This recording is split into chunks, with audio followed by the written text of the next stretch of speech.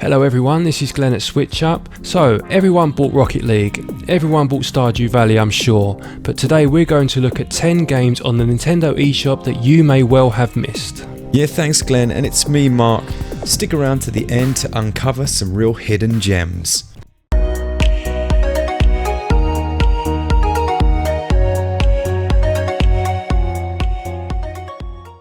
First up we have Revenant Saga. Now this is an old school JRPG that has some really comical writing in it. You play as Albert. Now Albert isn't as dull as he first appears. As you discover later into the game, he has this split personality where he's half demon and half human, and some of the dialogue is just amazing.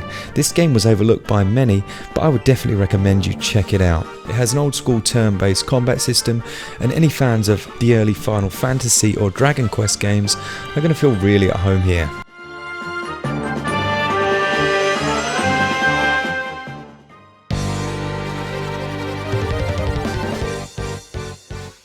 That's my first hidden gem. What about you, Glenn? My first pick is The Mummy Demastered.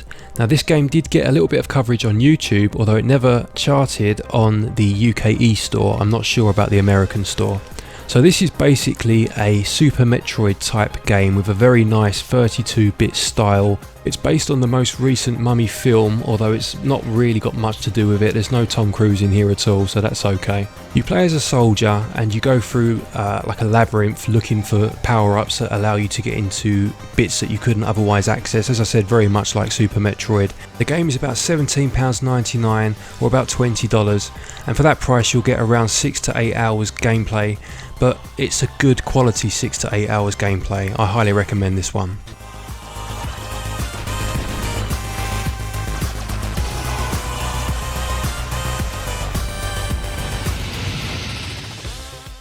Next up we have the lovely The Final Station. I really enjoyed this game, and you play as a train conductor who goes from station to station in an ever increasing infestation. There are zombies, there are pistols, there are shotguns, and it feels a little bit like a cross between an old school point and click game and a modern twin stick shooter. It combines three really nice elements: a really good story, a strategic element when you drive your train and try and keep your passengers alive, and also some nice combat. Overall, I just feel like it's a game that's been overlooked and maybe passed by many people who didn't really understand what it was all about, and it's definitely one worth you picking up.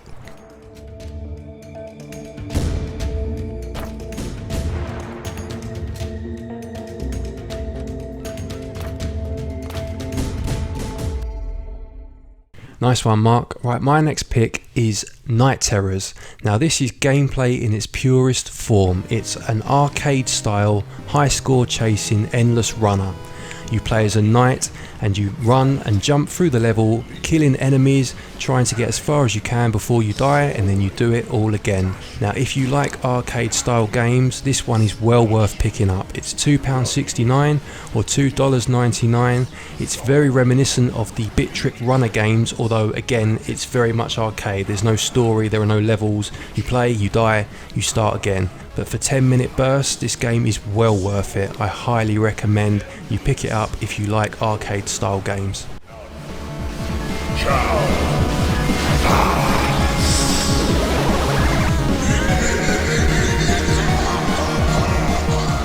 Yeah, I remember you mentioning that one, Glenn, and it does look amazing. Okay, so on to the next game, and we're on to Forma 8. Forma 8 is a classic Metroidvania style game where you're in a spaceship that has real physical properties to it, so it has a kind of momentum as you move around the environment. What stands out about this game is not only the amazing art style, but there are some lovely bosses, and generally the environments change enough to keep the game interesting and exciting. So I would definitely say, Glenn, check this one out because I know you haven't played it yet. Yeah, nice. So that's two Metroidvanias now. You've got Forma 8 and The Mummy Demastered.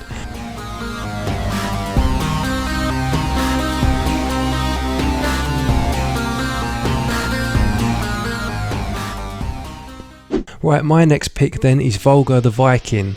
Now this is a platform game. It's a very, very good game. It's incredibly hard, unbelievably hard.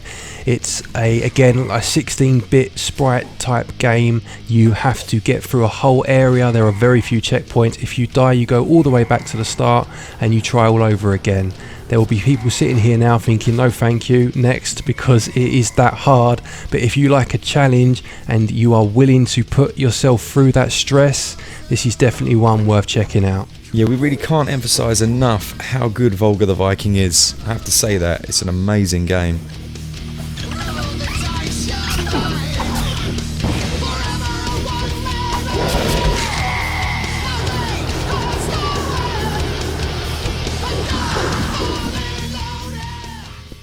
That brings us on to the next game, which is Stick It to the Man. It's an old school adventure game that has a really interesting mind-reading mechanic. Essentially, early in the game, you get the ability to read the minds of any other players that you come into contact with. As a big fan of adventure games, it was really nice to see a mechanic that I've never even seen considered in a game before, and its ability to allow you to read the minds and then interpret the needs of certain characters made the game really enjoyable. I would recommend you pick this up. It's also a very polished and slick looking game. Oh, and I can see the game that Glen's queuing up there, and it's one that we both really enjoyed.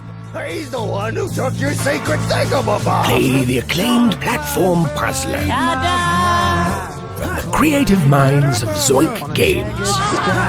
That's another shot for you. And written by Eisner Award winner. Yeah, so the next one is called Little Triangle. Now this is an action platformer. It's very frantic and very fast paced. Each level uses a star system, so you get awarded stars for finishing without dying, or for finishing the level under a certain time limit, or for finding some of the hostages that are hidden throughout the level.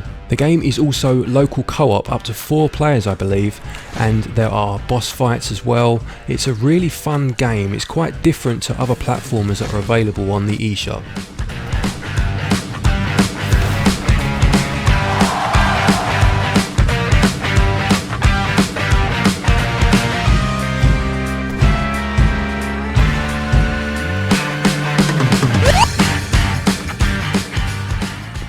Right, so this is Mark's last game, and I think this is one you spoke about recently, isn't it? Yeah, and it's one I really enjoyed. It's Aqua Kitty Deluxe. I felt this game was overlooked because, well, it hasn't charted in the eShop so far, and it's a really fun game. I said at the time that perhaps this is one of the best co-op experiences you can currently get on the Switch, and I stand by it. The gameplay mechanic is fun and exciting, and the strategic elements, defending those cats at the bottom of the ocean, keeps you coming back for more. It's basically a revamped version of the old Defender games. Kill wave after wave of enemies whilst defending your cats.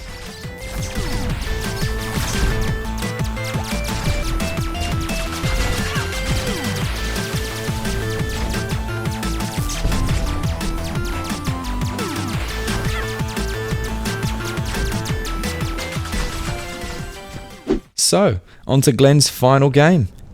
My final game is probably my favourite of the 5 that I've mentioned, and it's a game called Pankapu. Now I did mention this in a video a few months ago. Pankapu is a 2D platformer. It's a beautiful game, hand-drawn graphics, very reminiscent of the more recent Rayman games. It's the sort of game that I feel if it had the name Nintendo attached to it, or a bigger studio than who actually made it, it would have done much better, and that's a shame because this game is absolutely wonderful. It costs just under £11 or $12, and for the price you're paying you get about 15 hours worth of story. You play as 3 different characters, all with their own abilities, and these abilities change the way that you play each of the levels. There are a copious amount of collectibles to get, plus boss fights. This game really is worth checking out. For the price you're paying, I would say this is genuinely a hidden gem on the Nintendo eShop.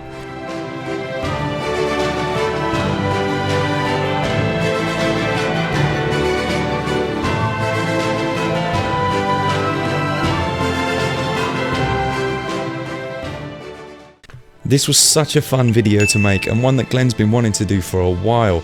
We really hope that you like the choices that we made, but we want to know what you enjoy as well. Let us know down in the comments what games haven't been given the recognition that they deserve. We couldn't cover everything about these games, so if you want to know anything more specific, ask us in the comments below. Please like the video if you liked, and if you haven't already, subscribe to us for all things Switch all the time. Happy gaming.